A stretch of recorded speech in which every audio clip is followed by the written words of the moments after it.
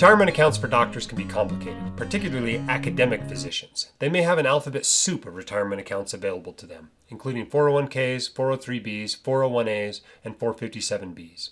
It can be confusing to say the least, but since you are likely entirely responsible for funding your own retirement in our 401k world, it is critical that you understand what is available to you. A 457b account is deferred compensation. It is technically not even your own money. It is the employer's money that you have elected to not have the employer pay to you yet, in hopes of getting a few years of tax-protected growth out of the account. The fact that it is not legally your money has important asset protection ramifications. The money is not subject to your creditors, even in bankruptcy. However, it is subject to your employer's creditors. So the first thing you need to do when deciding whether to use a 457 plan you are offered is to decide how stable you think your employer is. There are both governmental and non-governmental 457s, and the governmental ones are superior in every way, but primarily because the likelihood of the government going out of business is so much lower than that of a private employer. 457 accounts have the same annual contribution limit as a 401k or a 403b, $19,500 for 2020. However, the catch-up provisions can be a little different.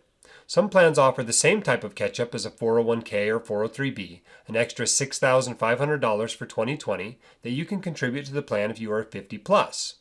But other plans allow you to contribute the lesser of twice the annual contribution limit, so a total of $39,000 for 2020, or the basic annual limit of $19,500 for 2020, plus the amount of the basic limit not used in prior years. It's a true catch-up contribution for contributions not made earlier.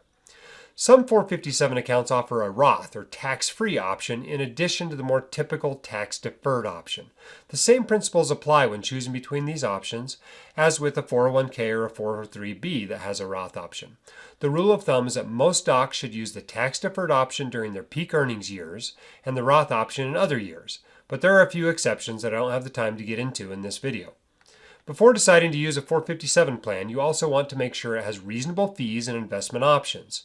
Most 457 plans are fine these days, but occasionally you run into one with high fees that only allows you to invest in terrible, actively managed mutual funds. The extra tax and asset protection benefits may not be worth it if the plan is really bad, but most of the time you should still use it. Finally, you want to understand the distribution options in your 457 plan before committing to use it. In this respect, a governmental 457 plan is much better than a non-governmental one.